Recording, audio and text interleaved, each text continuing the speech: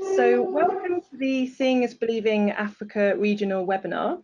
My name is Susan Evans and I'm the Seeing is Believing Project Officer for IAPB. The theme for this Seeing is Believing webinar is Financing Eye Health, and we have some fantastic presentations for you. Thank you all for attending today. I really appreciate you taking the time to join us and be part of our Seeing is Believing learning community. We have over 30 people registered from 10 countries in the region, which is fantastic. If you would like to introduce yourself to the group today, you can write your name and which country you are from in the chat box on the side panel of GoTo. I'd like to give a big thank you to our webinar presenters today. We have Simon Day, the IAPB Regional Coordinator from IAPB Africa, Anne Ebri, the Sub-Regional Manager, Brien, Holden Vision Institute Africa, Edwin Maleko, the Project Coordinator from Sightsavers Tanzania, and Sally Crook, the Seeing is Believing Programme Manager, IAPB. So the agenda for the webinar today will be Welcome and Housekeeping Notes by myself, an introduction to the opportunities and challenges of financing eye health in the Africa region by Simon, a presentation on financing eye health in the Brien, Holden Vision Institute Nigeria Seeing is Believing Consortium project by Anne Ebri, a presentation on financing eye health in the Sightsavers Tanzania Seeing is Believing project by Edwin Maleko. And then after the presentations, I will chair a question and answer session. And finally, Sally Crook will make some concluding remarks. So we aim for the webinar to take around 1 hour. It might go slightly over depending on the number of questions that we get from you as our listeners. So firstly, some housekeeping points. So you should be able to see our screen. I've shared my screen. You should be able to see it in the GoTo window. And you'll be able to see the PowerPoint presentations from the presenters during that screen as well. And you have got the PowerPoint presentations as part of the handouts as well. So we're going to mute microphones apart from the speakers, as this ensures a better quality webinar. And we really want this session to be participatory. And so as attendees, you have got the chance to ask questions during the question and answer session. So if you have any questions for the presenters, please type them in the chat box. And the chat box can be found on the right-hand panel of your GoTo screen. You can post questions either during or after the presentations. If you have any technical difficulties, for example with sound, you can just send me a message in the chat box. And it's a good idea to close down all other web applications, for example, Google, Outlook, Skype, etc., as you just get a better quality of call. And if you have headphones, it's a good idea to use these too. So I'm recording this webinar and it will be uploaded onto the IAPB website, and I will send around the link in a few days. And finally, at the end of this webinar, I will be sending you a survey for your feedback. So as I mentioned, the theme of this Seeing is Believing webinar today is financing eye health. So the presenters will share how their Seeing is Believing projects are engaging with different health financing models. And we hope that listeners will be able to identify how you can engage with eye health financing models in your own locations. I am now pleased to introduce my colleague, Simon Day, the IAPB Regional Coordinator for IAPB Africa, to give an introduction to some of the challenges and opportunities of financing eye health in the Africa region. Simon, over to you. Thank you, Susan. Sustainable health financing has long been recognized as an essential part of universal health coverage. On the whole, the Africa region has enjoyed an increase in total health expenditure due to rises in government expenditure on health and development assistance for health. However, investment in health falls short of the Abuja Declaration and the Addis Ababa Declaration on Sustainable Financing, and out-of-pocket expenditure remains high, raising concerns for equitable financing for health. The right to health is fundamental, and it requires that governments take greater responsibility for health by increasing domestic funding. This requires including health in the National Development Agenda, exploring ways of instituting mandatory health insurance, and using other innovative financing mechanisms to raise additional funding. When it comes to eye health, in many countries, the cost of attending eye care services still pose a significant barrier to access and can severely limit the well-being and life opportunities for individuals. An important component of universal eye health coverage is that all people obtain the eye care services they need without risking financial hardship from unaffordable out-of-pocket payments. The recently released World Report on Vision tells us that out-of-pocket spending on health currently accounts for more than 40% of total health spending in low-income countries. This is a serious barrier to accessing health services, especially for those who are poor, and can be a substantial financial burden on those who use the services as well as their families. Out-of-pocket payments for health services push 100 million people into extreme poverty every year. To improve access with financial risk protection, countries should therefore shift from out-of-pocket payments towards mandatory prepayments with pooling of funds. While this may be difficult for some countries, precedence should always be given to high-priority services and disadvantaged groups, including those who are poor. In the case of insurance and other mandatory arrangements for payments, countries should ensure that the inability to pay is not a barrier to coverage.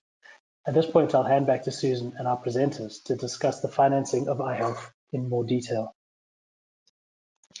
Thank you, Simon, and thank you for mentioning the World Report on Vision. Obviously, that's recently out and it's going to hopefully have a really big impact on the eye health sector. So thank you for that, Simon. So for our first PowerPoint presentation, let me introduce Anne Ebri, the Sub-Regional Manager, Brien, Holden, Vision Institute, Africa. And I'm going to make Anne the presenter so you'll be able to see her screen. Bear with me 1 second. Right, make Anne organizer. Right, so we should, yeah, Anne, we can all see your screen now. So Anne, if you want to unmute yourself, then you can do your presentation. You should be unmuted. Yeah, and we can hear you loud and clear. Yeah, there we go. Yes, so I will be speaking on eye health financing in Nigeria with a focus in Cross River State, which is the case study. Eye health financing, as we have heard presented by Simon, enables people to obtain health insurance, undertakes actual payment for services received, and minimizes the out-of-pocket payment for services with the aim to actually improve access to eye health services. So what are the models in Nigeria? Nigeria is a large country, as we all know, and we have several modes actually for paying for eye health. There is no one particular model, so I will try to enumerate what are the modes and of payment for eye health services. And very similar to what Simon has also mentioned, direct out-of-pocket payments remains the main mode for paying for eye care services in Nigeria. There is the national health insurance, but even that is limited to those who are employed in the federal service that are the national federal level. And then there is the state health insurance schemes that are coming up here and there in various states at various levels. And then the government medical aid, the donor funding is also a source by which financing is done. And then corporate social responsibility also contributes to payment for eye care services. At the National Health Insurance Scheme, currently, as I mentioned earlier, the enrollees are federal government workers and their families. And it's largely inaccessible to a majority because of the high levels of poverty in the country. Only about 5% coverage has been achieved. Does not cover child eye surgeries, and even spectacles has very little coverage and very restricted amount that is less than $30. Low vision devices are not also covered. The case study where we will be looking at today is the Cross River State. Cross River State is located in the south of Nigeria, very close to the mangrove, the Delta Creeks. It's amongst the least states that receives federal allocation from the the federal purse, and therefore there's paucity of state funds in Cross River State. And because the state recently lost its oil wells to the neighboring state as a result of a boundary readjustment, it has impacted negatively on the GDP of the state. The government priorities include agriculture, infrastructure development like roads and others, but luckily health is also included. It's a civil service dominated state, more agrarian in population, and so the economic activities that generate funding is still very, very little. In Cross River State, direct cost payment for the payment of services is what obtains, including transport and other hidden costs, is all out of pocket. And I think, although we have not estimated a percentage, it would be nice to know what percentage it is, but I can certainly tell you it's more than 50%. Government health insurance, being a new initiative backed by laws of Cross River State, is not functioning yet. It's a new initiative that started off last year, is yet to roll out its plan and engage the people. So child eye health services were included in the government health insurance, that is the state level health insurance, as a result of the ongoing project, that the Seeing is Believing project, and yet it does not cover the cost of eye surgeries, spectacles, or low vision devices. At the primary health centers, that is the primary level of care, the under 5-year-olds receive free health care, which includes treatment of minor ailments like including malaria, dysentery, and they receive even medications for those affected with HIV, immunization, vitamin A supplementation, and eye check. And the minor eye medications, very basic medications, are given free of charge under the scheme, but still does not include surgery and does not include spectacles. And how is this funding? There is the plan for government to fund the state health insurance scheme from the 1% money that would be accrued from the federal account. And the plan is to have 50% disbursed for health insurance scheme. That's for the state health insurance scheme, and then 45% to primary health care, then 5% would cover health emergencies. But then this is still at the level of the plan, but we are told that Cross River State, although a few states have actually accessed these funds, but Cross River State is working towards meeting the pre-qualification to receive the funding. Eye health financing in general hospitals. As at now, child patients are charged 50% of the fees. That's consultations, eye investigations, minor surgeries. They do not pay in full compared to the adults. Now, children whose parents cannot pay even the subsidized amounts are provided free treatment under a scheme called the gratis scheme. Now, this gratis scheme includes the very poor elderly and the child patients whose parents cannot pay, and it constitutes about 5 to 10% of the patients. How do they recover? The cost recovery measures in place. It's mainly internally generated revenue that comes from the sales of cards, consultation fees, diagnostic fees, and all that, and government funding for outreaches. So sometimes government goes, sends some CPN to fund outreaches, and then also the supply of consumables and equipment from donor agencies also contribute to some of the cost recovery measures in place. And how is Seeing is Believing Child Eye Health engaging with the financial situation? Currently, the Seeing is Believing Child Eye Health project provides children with free eye care services. There is ongoing advocacy for reduction in child patients' fees, even far below the amount, the 60%, and also the exemptions from card and consultation fees. This is to encourage access. And the Brien Holden Vision Institute and Queen's University, UK, have commenced a study called the Willingness to Pay Research. And that is to inform the project on spectacle pricing for children after the life of the project.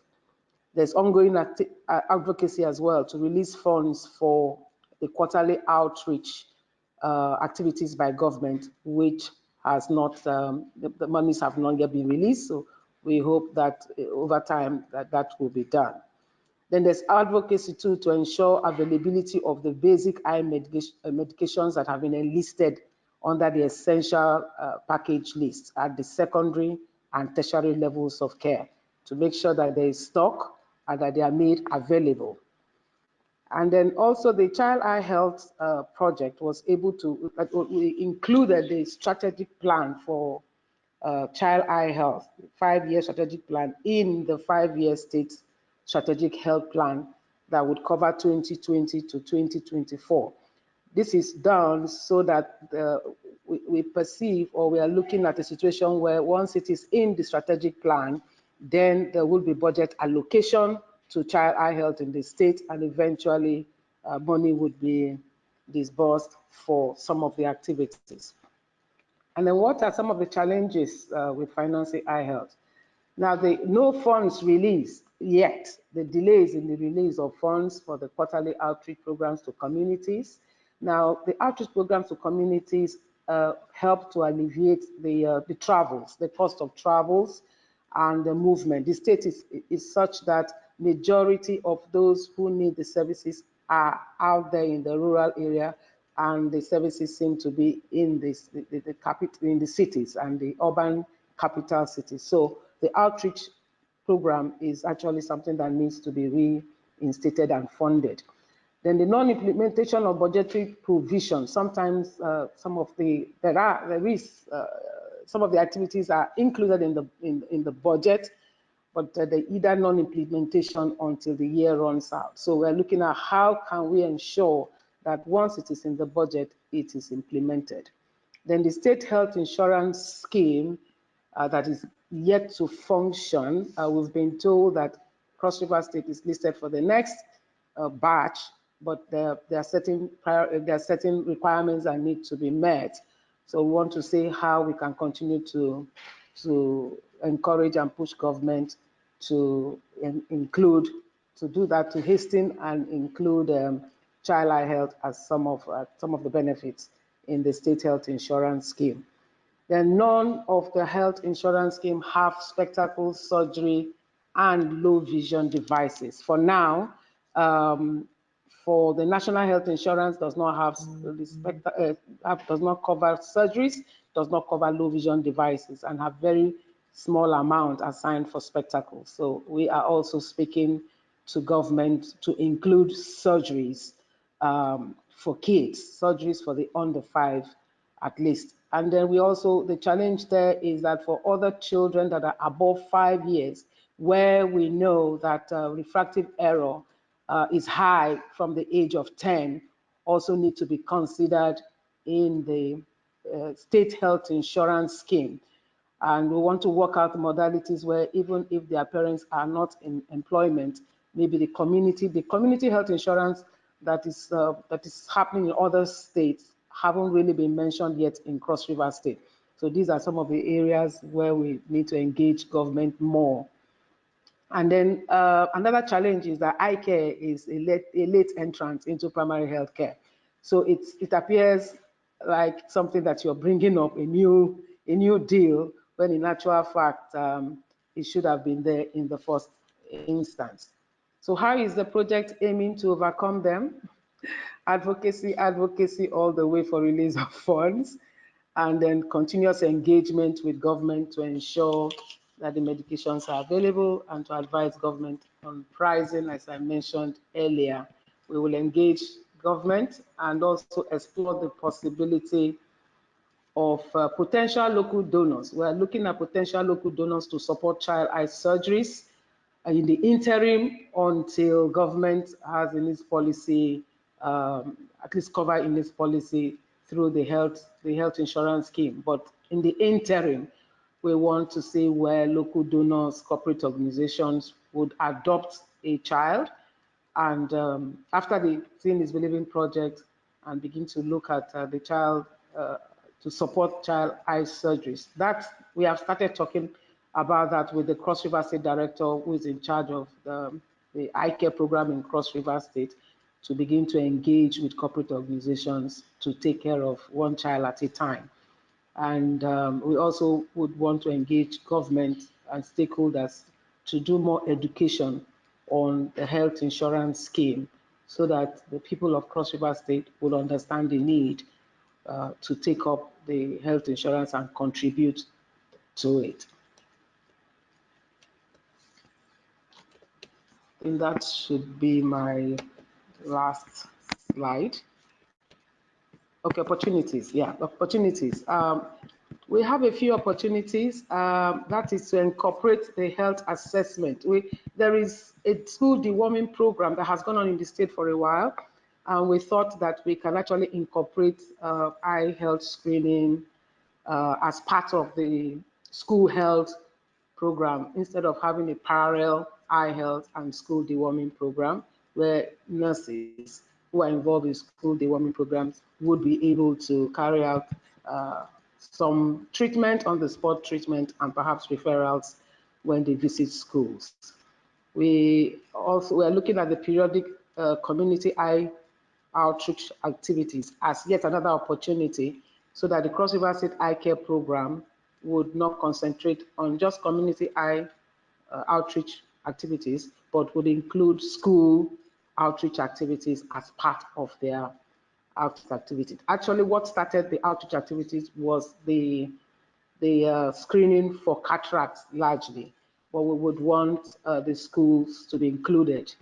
As I mentioned earlier, the Adopt a School initiative, also it's an opening, an opportunity that can be used. Government has done that earlier to renovate school buildings, and many corporate bodies adopted schools and renovated the schools.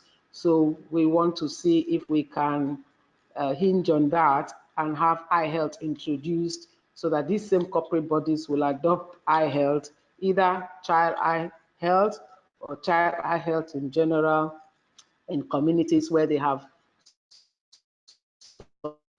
supported in time past. Yeah, thank you very much. Thank you, Anne, for that presentation. Really interesting, and I love the way that the fact that you've done all of this kind of research around it is quite a complex picture, but by looking at all of the different opportunities, you're then able to kind of know where you can kind of focus your attention in terms of, where are the advocacy opportunities, in order to get some kind of additional funds for eye health. So that's a really great presentation. Thank you so much, Anne. Right. Thank you, Susan. Thank you. And we already have lots of questions. So thank you so much for our attendees for already asking questions. And a reminder to everyone else, the gauntlet's been set down. If you do want to ask a question, please do, because we've already got quite a few questions coming in. And so thirdly, let me introduce Edwin Maleko, the project coordinator from Sightsavers Tanzania. And Edwin, I'm going to make you the presenter now. And so we should be able to see your screen in a moment as well. And then I'm going to unmute you as well. Yes, I'm Edwin Maleko from Sightsavers Tanzania. Today I'll be sharing a short presentation of eye health financing option in Tanzania. So firstly, I will start with the current Tanzania system of health financing. Going to the last year budget, government budget, the health budget came from the government source, that is the GDP, the development partners through the basket fund, local and international NGOs like Sightsavers, Things Believing, health insurance scheme, that is national health insurance and the improved community health fund, and out of pocket. That is the sources of eye health budget in Tanzania. The all sector all types of department within the health system of Tanzania. So it is mainly 5 sources that contribute to the national health budget so far. So today I'll focus more on the so-called the Singida Eye Health Financing Model. I'll just present a very short report from 2017, of which we had like a research to see the situation, the current situation, not only in Singida, but in Tanzania, when it comes to financing eye health in this country. So through the SiB project 2017, we engaged the health financing specialist to support. Therefore, the purpose of the study was to conduct an analysis of eye health financing in Singida region, including analysis of financial situation and financial management at Singida Regional Hospital, Manyoni Hospital, and district and Iramba district. So the consultant worked with the 3 major hospitals in the region to see how do this hospital get fund for eye health services. So from the study, we found that the government contribution to the health, to eye health, keep on decreasing. Therefore, in 2015, 2014, it was 21, but it kept on decreasing from 21% to about 13% in 2015, 2016.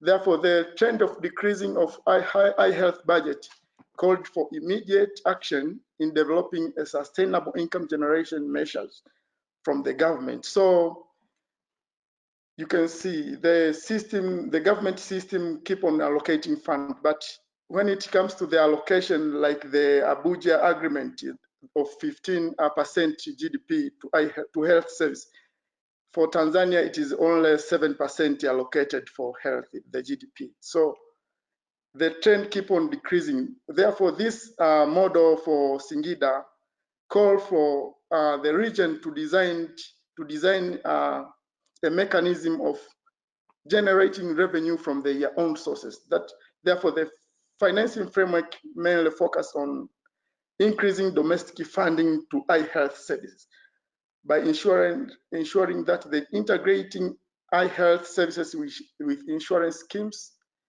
direct of pocket payment from patient, that is the contribution from patients who have no health insurance cards, and the establishing income tracking mechanism at eye department in the region. So all district hospital and health centers are required to establish income tracking mechanism from eye departments. So that was the recommendation from the start, but also to decrease the number of exemption, because we have an exemption policy, but when it comes to eye health, they see like everyone must be exempted from paying. So the study recommended for the region to decrease exemptions. So it was like 4 recommendations, and we decided to take them forward through the SiB project. I can give you a direct case for last year budget in Singida region, whereby the regional in 2018 allocated about 33,000 USD for eye health services. And from that budget, the sources mainly come from the health sector basket fund, that the donor funds are contributed to the main health budget in the region. And the national health insurance contributed about 16% from the 33,000. But community health fund, they allocated about 80% from the 33. Other charges, that is our own sources, they allocated 0.2, and block grant, that is not a part of the 33 USD, because it is staff salaries, eye care staff salaries. Therefore, you can see from 33,000 USD, health basket fund allocated about 74%, national health insurance 16%, community health fund 8%, and other charges 2.0%. That was our last year budget in Singida regional health eye health sources. Going to the next slide, From the designed eye health financing framework in the region, it is recommended for the region to engage with insurance schemes. Before 2016, the Singida region tend to work with national health insurance, but only for the regional referral hospital, whereby they had an ophthalmologist. But going to the 7 districts, they had no access to health insurance when it comes to eye health service provision because of shortage of eye health staffs, shortage of ophthalmic equipment, and other consumables to provide eye care services. Therefore, we engaged with the National Health Insurance during the process of designing this framework. And the key reason to why the National Health Insurance accepted to work with other districts that had no eye health services through the insurance is that in Singida, since the inception of the SiB project, now they have about 4 surgeons that are eye care staffs to provide eye care services, that is cataract. Now about 6 districts have ophthalmic equipment to provide primary eye care testing. Therefore, the National Health Insurance accepted because now they have the standard, they meet the standard to work with the insurance company. But also the presence of outreach services. Before this project, the region had about only 2 eye care outreach per year supported by KCCO. But since the inception, they have a lot of outreach to the district with no eye care staffs. Therefore, working with the National Health Insurance, they said now with the outreach, we can give you a charging code so that people with insurance cards can access eye health from the insurance company. I have already talked about the issue of cost recover or minimizing exemption and increasing the out-of-pocket contribution. Then, during the process of designing the mechanism, the eye health framework, the region decided to have a kind of like a uniform price for eye care services to recover the cost or the investment done through SiB project and the government sources. Therefore, they had cost for surgeries, cost for refractive error services, and cost for medicine. So you can go to every hospital at district level and regional level, you can see the billboard indicating the cost for eye care services. You can see in the slide number 7 here. Going to the next slide, the cost recover through health insurance schemes. Basically, the National Health Insurance Fund cover up to 6 people within the family. That is parents and 4 children. In case the family of below, they cover the number registered with the person who contributing a monthly basis. Therefore, integrating eye health with insurance scheme benefited the region because the National Health Insurance pay up to $152 USD for each surgery done at the regional referral hospital. This amount is paid direct to the hospital per 1 eye for the patient who have NHF card. But for district hospital, they pay about 65 USD for a single cataract surgery per member with NHF card. So the region now invests on working with NHF to generating more funds to invest in eye care services. But going to refractive error service, the National Health Insurance pay up to 2.2 USD for visual acute test, but 8 USD for reading glasses. This is for principal member only, the one who contributes in a monthly basis. Example, she's from the family, the 6th member of the family. Maybe the mother is the one who contributes in a monthly basis. She's the one who can be able to get reading spectacles only from the NHEF. So they will pay for the spectacles. But direct of pocket, The improved community health fund cover the consultation fee and the minor medicine, the low-cost medicine they pay for medicine, but also national health insurance pay for consultation for all members with cards, but they pay for VA, they pay for surgery. So patients with cards cannot pay for consultation, cannot pay for VA testing, cannot pay for surgery. But for those who have no, they can pay per the price listed in the slide number 7. Through the mechanism also, we established the income tracking mechanism to all eye care departments. It was not the practice in the region, but so far, all eye care staffs have been oriented on how to record and track fund collected from eye care units. The district eye coordinators and all eye care staffs are required to track the income generated so that they can keep on requesting whenever they need services. They need consumables or spectacles from the funds generated from their departments. Going to the next slide. Because before it was not the practice, so we had to make sure that within, we revise our advocacy plan to include the lessons and the eye health financing model designed for the region. Therefore, our advocacy focus on regional, district, and national level. So I'll just pick out few achievements so far from our advocacy work at district level, whereby we keep on ensuring that hospital plans and the district plans include eye health budget. Every year during plan, Sightsavers staff work with the district to ensure that they allocate a proportional amount to buy medicine and medical devices and consumables from the budget, government budgeting systems.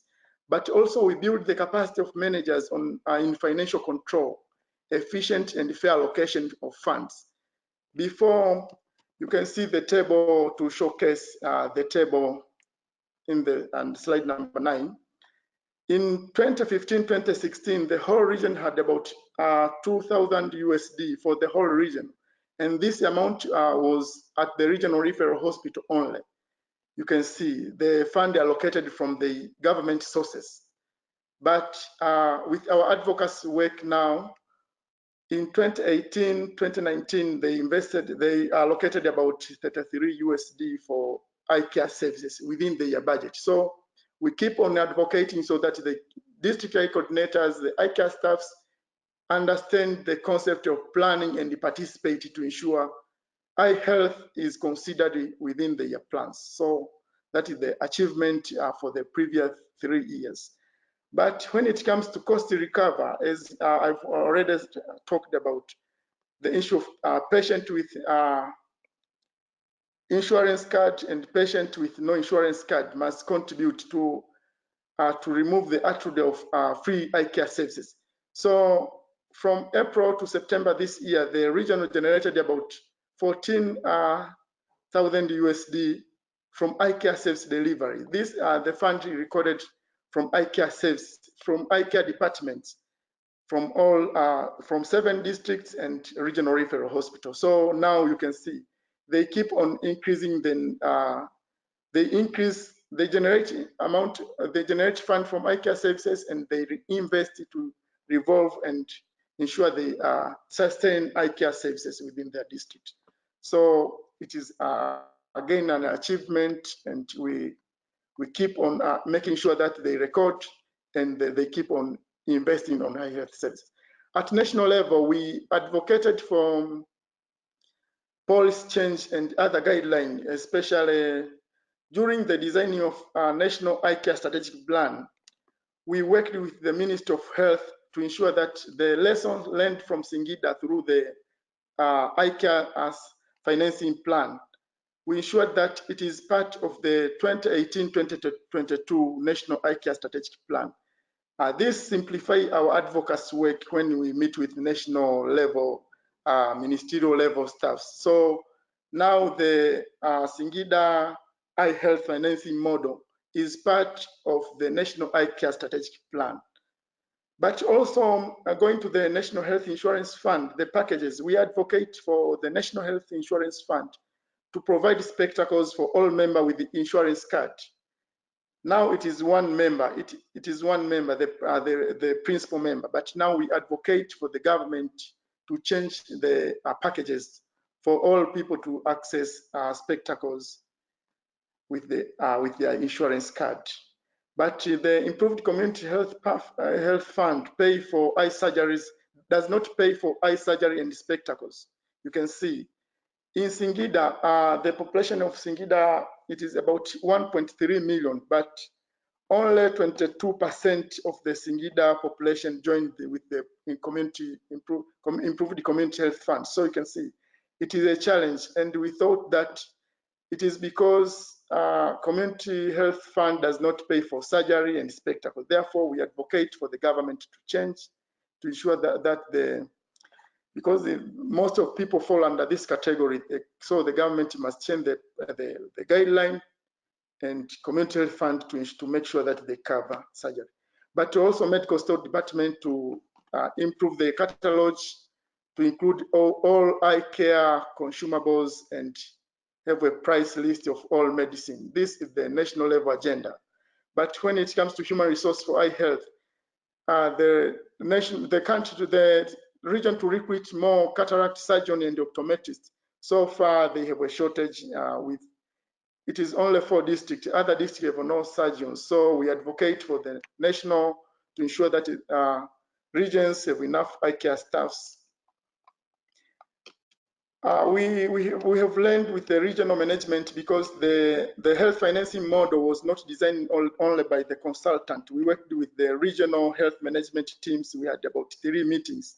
So we came up with very few challenges in implementing the model, whereby the first challenge is only minority of the population are enrolled in either NHIF or ICHF.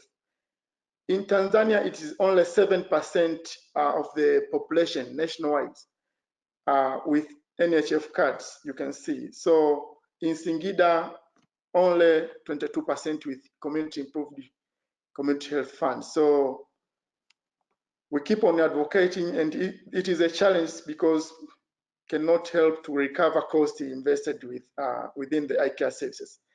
Neither of the insurance fund scheme include full range of eye care services for all members.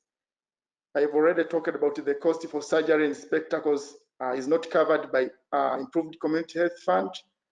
They only cover consultation and eye drops.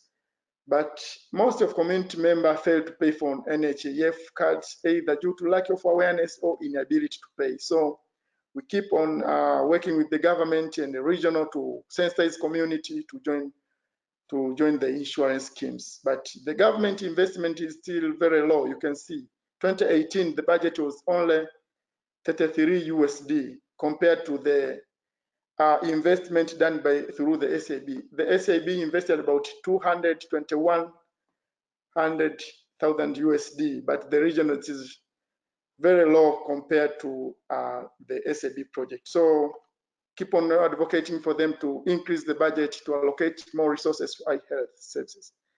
But the challenge, another challenge is human resource. I've already talked about it. All 7 districts have no optometrists, so how can they provide refractive error services? This is again a challenge, but we keep on advocating and ensuring that they recruit this cadre. That's the end of the presentation, and I'm happy to respond to any question that will be asked with the participants. Thank you. Thank you, Edwin. That was a really interesting presentation. And actually, you know, despite all the challenges you mentioned, there's been some real achievements in this, you know, project, like bringing health insurance to the region and increasing the sort of government allocation for eye health. So, you know, there's some really interesting lessons there that I think can be shared with our audience. So thank you so much for that. Now, we have a lot of questions that have come in, which is fantastic. Thank you so much for everyone asking questions. I'm going to try and sort of group some of the questions together for our audience. And then also, if you haven't asked a question yet but like to, then please put it in the chat section, and I will try and ask it before the end of the session today. So first of all, Anne, there's a question for you around how is the qualification for the gratis services done or assessed? And while you're thinking about the answer to that one, Edwin, what percentage of people are covered in Singida? What population is covered by the insurance, and how did you convince to have different pricing for insurance in that particular region? So Anne, do you want to make a start on your question, and then we'll go over to Edwin for his answer? I did not hear the question, Susan. Let me ask again. How is the qualification for the gratis services done or assessed? So it's, you know, the scheme that people are getting for the free treatment. Oh, that's the free spectacles for children? Yeah, I think that's what they're referring to. Okay. Because of the high level of poverty in Cross River State, and having assessed the percentage of people without any form of insurance, we decided that every child that comes to the project, 0 to 14 years old, would be provided spectacles. And this is to increase uptake. Because in the past, we found out that once we place any amount, either parents never really, pay for it. And we thought that that would be depriving the child of corrected vision, having gone through the process of screening, identification, and the eye examination. So if you're able to, once you have been identified as having significant refractive error, we had cutoffs, then you are referred to the hospital that has been, the eye clinics that have been renovated and made child focused. And there you can access the service with your referral, the referral card that you receive from the schools or wherever you were identified. But patients who work in on their own with their parents usually are at liberty to pay for the services if they can afford it. Thank you, Anne. Oh, actually, Edwin. The person's come back with a. It's more about the patient not. It's the question is around the patients that are not able to pay at all. That there's some fee that. Okay, the gratis scheme. Yeah, that's the one. Yeah. Okay. All right. Thanks a lot. The gratis scheme actually is an ongoing scheme by the Cross River State government. It wasn't initiated by Seeing is Believing. So I asked the question as well, and I'm told that they have the social welfare unit within the hospital that identifies and interviews the patient and all of that. And in the end, when the committee agrees that this patient cannot pay for the services, then that patient has a stamp on the card identifying that this patient qualifies for gratis scheme. So this is something that is ongoing, even before the project. Lovely, thank you, Anne.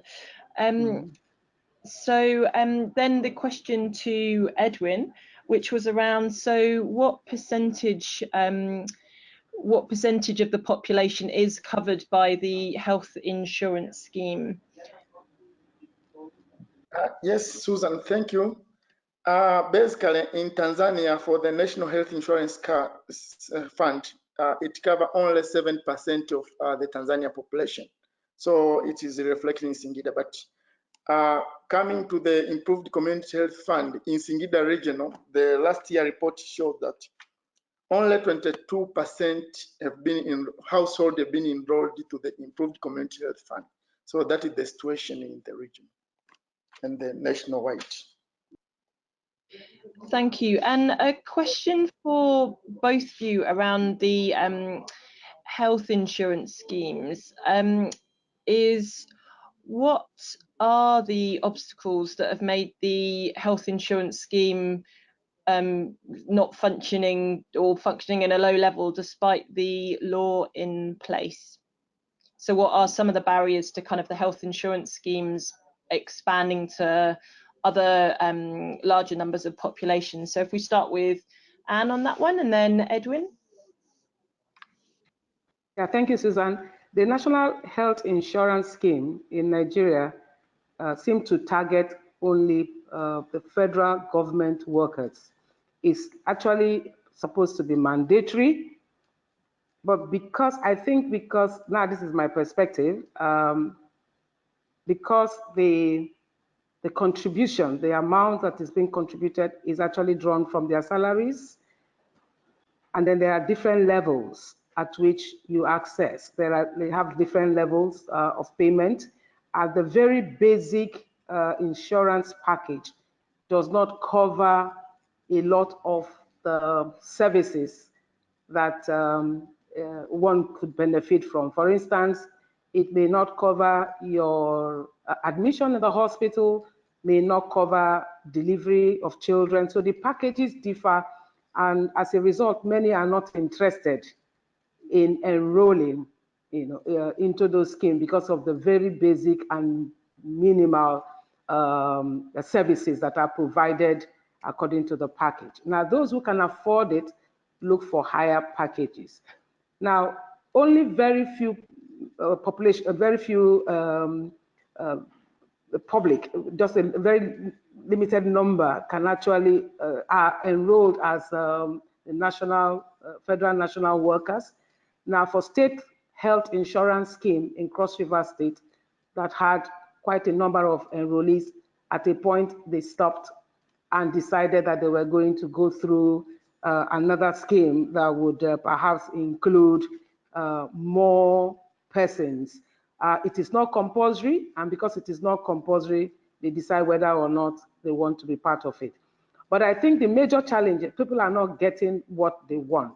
It's the services of the packages are not meeting the medical needs of the people, which sometimes it's a bit too expensive, and some of the health management officers do not actually guarantee that those services can be paid for. So there is that little bit of disservice, and also suspicion that even if you have contributed, you might not really gain adequately from the service.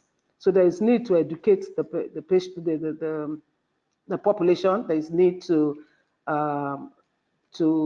provide all the available schemes that are coming up. I think that's why they have a few more options, so that persons may identify with what they can pay. It's contributory, and so many are quite hesitant to contribute that amount. And if you're not sure you're going to get the benefits that you need. Hello? Yeah, Edwin, please go ahead. Yes, in Tanzania, basically, the National Health Insurance Fund was mandatory for government employees. That is 6 people. One who is the main contributor, and the other 4 children and husband or wife. But currently they have changed. We have, since last year, they started to enroll the universal health insurance. So it was a challenge for other people who are not employed.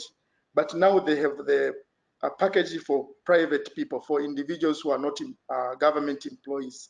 But going to the the Improved Community Health Fund, the challenge was that at lower level facility, they have no enough health staffs. So this discouraged people to enroll to the Improved Community Health Fund. But now they have just rolled out the universal health insurance. So it encouraged more people to join. So that was the situation, and it was a barrier. Shortage of staffs, health staffs. Whenever people go to the health facility, miss a certain health staff, when he go back, he rejects to join. But we are hoping that the situation will improve going forward. Thank you. Thank you. And there's sort of a second part to the question that was asked earlier, which was just around the questionnaire is to Edwin. It sort of wants to understand how the team was able to convince Singida government to come up with the different pricing when compared to NHIF. Could you give us a little bit more around that, Edwin? Basically, the cost indicated from the NHIF is for all Tanzanians, not for Singida regional only. So the amount I indicated in my presentation is for all people. It is within the catalog from the NHIF charging codes, the NHIF books. So it's for all Tanzanians. They have cost for minor surgery, eye drops, everything is being stipulated within the catalog within the NHIF. So it's not for Singida, but when it comes to the out-of-pocket, the contribution from patients, the regional ophthalmologists come up with a very small start to show the cost for medicine, the consumable for cataract. Then they decided to have like a cost, a baseline cost for all comprehensive eye care services within the region. And it was designed last year for all district hospital and regional referral hospital. So they keep on changing and learning from what they have designed. So it was the requirement from the eye health financing model, but it was agreed during the regional health team management meeting, the quarter meeting. They keep on reviewing the price. That is the practice. So it is not static. It is changed when it comes to out-of-pocket payments. But in health insurance, it is constant for all Tanzanians within the catalog. Yeah, thank you. Brilliant. Thank you, Edwin. And I think that's clear now. So there's a few questions around sort of lobbying with the government and around asking around what are the strategies to make the government accountable, and around ensuring that the government does deliver on the policies that they have. So so maybe if we go to Anne and Edwin, do you want to talk in a little bit more detail around how you're doing your advocacy around ensuring that these policies are delivered within projects? So if we start with Anne again and then go on to Edwin. Yes, thank you, Susan. We engage with government by showing how services can be improved, how accessibility can be improved, and how it can be made less burdensome. We engage. It is more of engagement than forcing government to be accountable. Now, when we engage and we do presentations and we show success stories elsewhere, we sit with government in workshops to develop and to give guidance as to how they can implement or include some of those deliverables or what we desire in their plans. Currently, the Cross River State Strategic Health Plan, this is the first time that the eye component,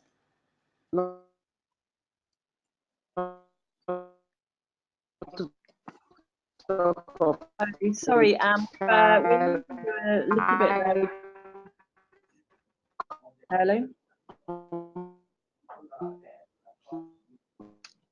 Sorry, I think we've lost Anne there a little bit. Eye health component is included. Great, sorry, Anne, we lost a little bit there. Are you back now?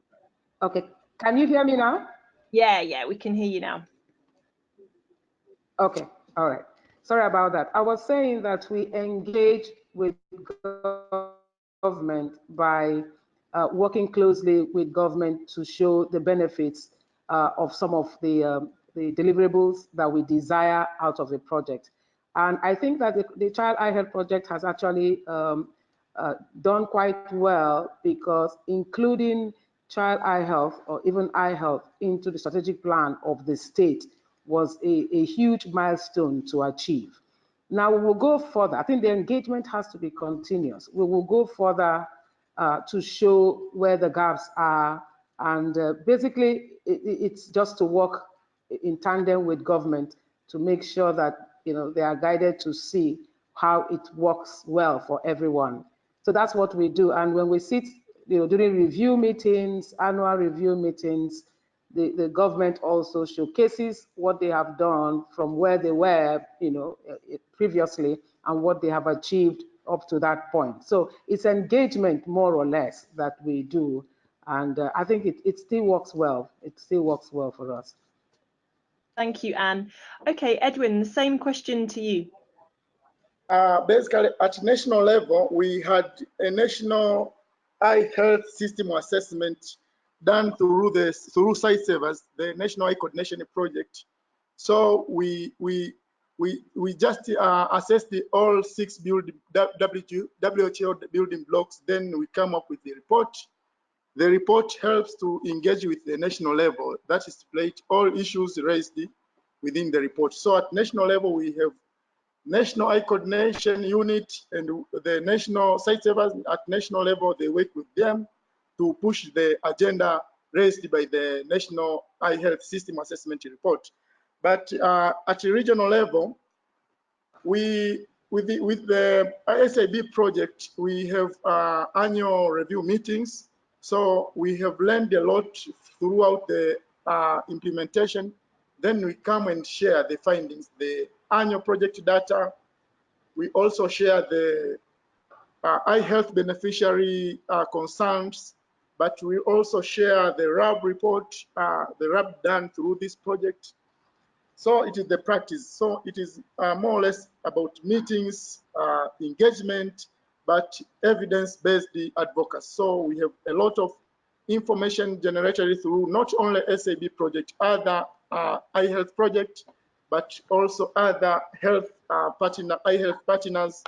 So that is the situation in Tanzania. So at district level, we participate during annual plans. Example, this year, November to March, they are going to start the government budgeting. So we must participate with the support of district eye coordinators. Everything raised during our annual plans must be disseminated during the normal health plans. That is the situation in Tanzania. Thank you, Edwin. Thank you, Anne and Edwin, for those answers. Now we are sort of coming towards the end, so I'll probably try and get through another couple of questions, but obviously I don't want to kind of keep you too much over the time, but I think we can probably maybe go on for a little bit longer to get a couple of questions in. So the next couple, not so much questions, but I suppose kind of words of caution really, which I think are quite useful for us all to kind of reflect on, which the first one is around sort of beware using willingness to pay as price setting.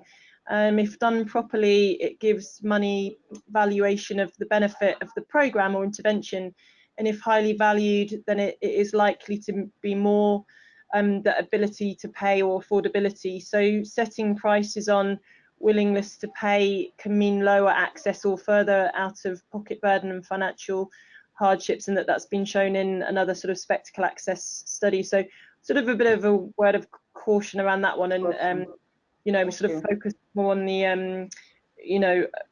ability to pay. So that's always useful to kind of think about. And then also a comment around that it's commendable that eye health has been integrated into national and state strategic plans. However, as we've sort of discussed a little bit as well, it's not a guarantee that budgetary allocation will follow, and that we all need to go sort of steps further to ensure that eye health is incorporated into national and state annual operational plans, and that's the only way we can get budget allocated. Well, actually, I think, Edwin, you were just referring to that, that it's sort of knowing when those meetings are happening and making sure that you're kind of in part of that. So that's quite good. And then finally, I just want to ask a question around human resources. So Human resources for eye health has remained a key challenge throughout sub-Saharan Africa. And in Nigeria, there are just a couple of health facilities, especially at the primary health centre, providing primary eye care services, courtesy of the Seeing is Believing programme, and government is yet to fully kind of link into the provision to support for eye health. Is there anything that can be done to further provide support for capacity building to increase human resources for eye health? And actually, we've already got someone who wants to answer that question. So Sally would like to say something, and then I can hand over to Anne and Edwin. Yes, the issue about healthcare within primary, eye health within primary healthcare. I would ask all of you in sub-Saharan Africa to make sure that you are aware of the Afro work that's been going on around primary eye care, and that the competency-based training manual is now completed. And I'm sure Simon will also be keen to help any of you who can't find the manual, and will be able to help you download it, because all primary healthcare staff should now, you know, if you can plug them into the right training sort of schemes, they should be able to access primary eye care training. So all the staff at primary health centres, dispensaries, health posts, whatever you call it in your country, they should be able to get primary eye care training. And that's big thanks to Chiku and all her team who have now completed that. So there's a really nice manual that takes you through step by step delivering primary eye care training to primary healthcare staff. That's all your nurses, midwives, health assistants and things at the primary level. So that is available, and that will include some modules on child eye health, but also general screening. Yeah. Thank you, Sally. If I can just add to that, thank you very much for that, for plugging the primary eye care training manual. And indeed, if anybody has difficulty downloading it, you can contact me directly. But Susan, perhaps I can make that link available to you, and you can put that out after in a follow-up email to this webinar. So Sally mentioned both the primary eye care training manual and the core competencies for the eye health workers in the Africa region, both WHO Afro documents. In terms of the primary eye care training manual, in February, the Anglophone countries of Africa were orientated on the document, and WHO Afro is carrying out training of master trainers on this document, so that those master trainers can be engaged by anybody to come to their countries or to their facilities even and help train healthcare workers. And next week, there's a master trainers course being undertaken in Cameroon. I beg your pardon, it's not a master trainers course, but the Francophone countries are being orientated on the primary eye care training manual, so because it's now being made available in French. And we're looking to do the same in Portuguese at the beginning of next year. Sounds brilliant. Thank you, Simon.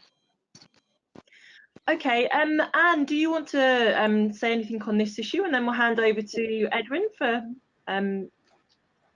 Yes, Susan, thank you very much. Gladly, I can say that the child eye health component of that training manual has been adopted in Nigeria and incorporated into the ongoing Seeing is Believing child eye health. So we have actually taken out that portion, and the primary eye care workers are being upskilled to provide that service at that level. And so we for us, I mean, that's a good development, because we have a uniform practice now with that manual to guide the practices that will be going on at the primary healthcare level. Then in terms of other programs, I mean, other human resources like optometrists, I think Nigeria is lucky to have quite a number of optometrists. And as part of the strategy to distribute, to overcome the maldistribution of skilled personnel, We have also achieved the absorption and also the recruitment of optometrists at the secondary centers, so they can easily be assessed. So refraction and low vision services, pediatric refraction and low vision services can actually go on. And so children are provided their devices and their spectacles even at that level, which was a huge milestone for the project.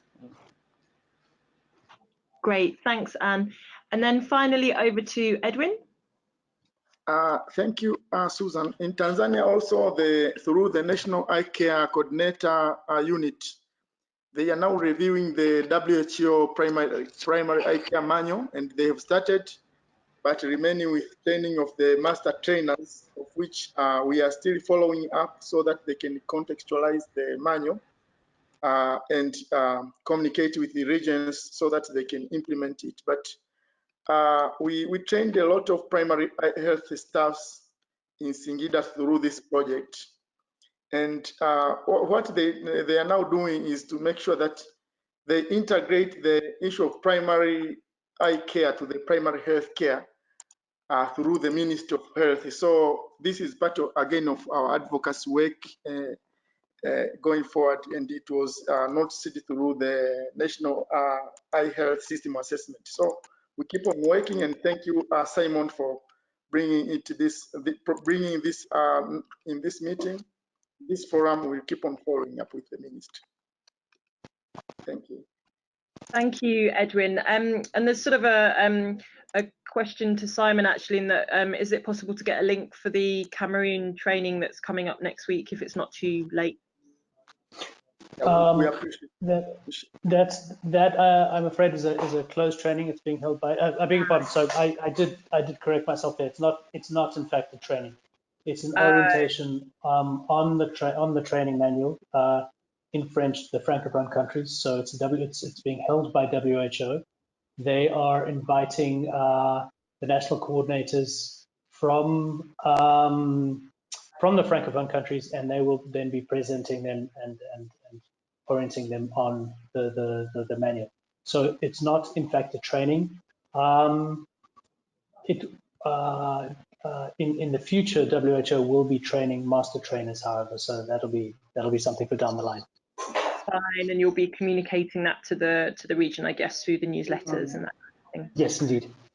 Okay, brilliant. Like, I'm really sorry. I think we're going to have to stop there because otherwise we could go on for the rest of the day. But if you did have a question for one of our speakers, but you didn't have a chance to ask it, you can email me your question after this, and I will forward it to our presenters. And if they have a chance, they'll sort of can kind of get back to you. But I have tried to kind of ask a question from everyone who asked, so you at least have had one of your questions answered. But we have had a lot of questions this time, so not all of them have been possible. But it's been a really interesting discussion, so thank you all for your questions.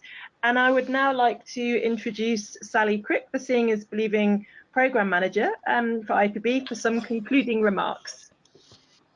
Well, thank you, and thank you for our three presenters and the introduction to this really very complicated topic. I think, as we'll have heard from both Anne and Edwin, but also the overview from Simon, that the situation is very different in different countries, and this is due to the general funding level for health in general in the country, and then also how much eye care gets a consideration when people are considering how to spend the health budget.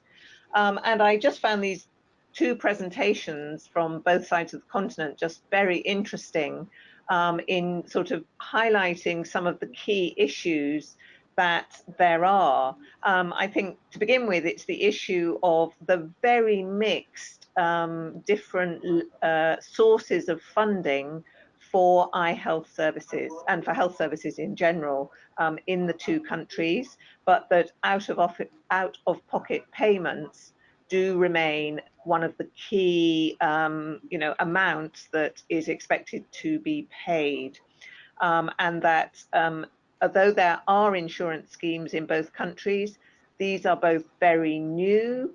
They are possibly have low enrollments.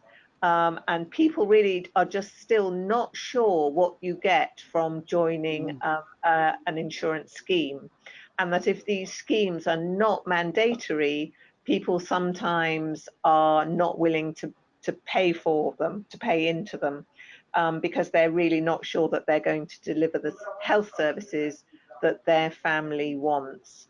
And this is a really big issue, and I think in both projects, the SiB project has really demonstrated how, if you can get the staff in place at the district, or even hopefully at below district hospital level, sort of at the community levels, then people do start understanding how the health insurance will help them to access services much more locally, because as somebody said, part of your out of office payment is your transport costs, and if you also have to have accommodation and food costs away from home as well, this immediately to a family is all becoming very prohibitive, and they don't want to travel for services.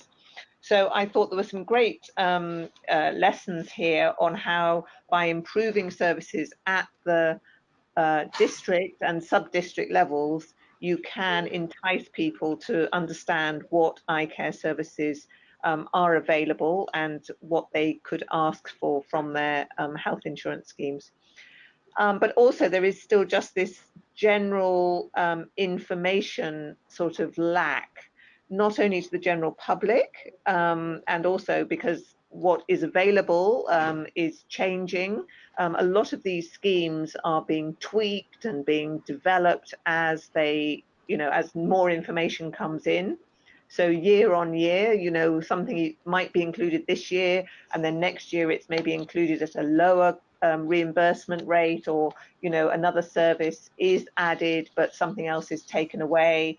And it's very difficult for the general public to keep up with all these changes, but also it's very difficult for your healthcare staff and your eye healthcare staff to also keep up with all these changes and to be abreast of what is and is not acceptable to an insurance repayment scheme. So I think there's been lots of lessons learned from these two projects, and I'm great that both of you mentioned the need for engagement with government, both your federal and your state or regional governments, but also how it's about really trying to help and support these bodies to make informed decisions using a lot of the data that we have from our projects, because as large regional, or in the Nigeria case, multiple state situations, we do generate in the SiB projects a lot of data that can help the managers of the planning and strategy teams to really understand where is best to put their effort. But I also, as a takeaway for me from this, was about how, until there are staff at the district level to actually deliver the services, none of this is going to work. Because as Anne said, in Cross Rivers, once you have poor populations living out in the rural areas, they won't even travel to the district hospital, and they're certainly not going to travel all the way to a state capital or a regional capital to get services if they're not sure what they're going to get when they get there. So if there aren't staff at the district levels to really educate and talk to the families about what is the next step, and if you're talking about children with cataracts, or even just elderly people who have cataract or glaucoma or whatever needs, unless somebody can really guide the family and the patient at the district level, it all is just sort of nice planning, but it just doesn't work for the people out there in the region. It might work for people sitting in the state capital or the regional capital or in the capital city, but it really all becomes a bit of a blur further and further out from the centre.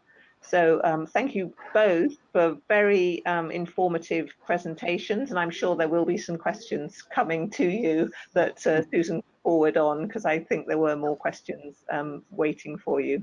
But thank everybody for listening in to this very interesting discussion. Thank you very much. Thank you, Sally.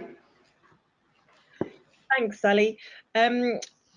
So yeah, and not an easy task summarising an hour and a half of discussion, but I think, as ever, did an excellent job. So I would like to end today by thanking all of our presenters, Simon, Anne, Edwin and Sally, for their comprehensive presentations and responses to all the sort of varied questions.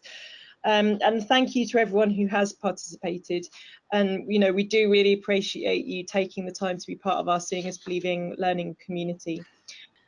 Thanks again, and look forward to seeing you all at future Seeing is Believing webinars. Thanks all, bye. Thanks, Susan. Bye. Edwin, bye. Thank you, Susan. Simon, Bye-bye. bye-bye. Bye, guys. Sally.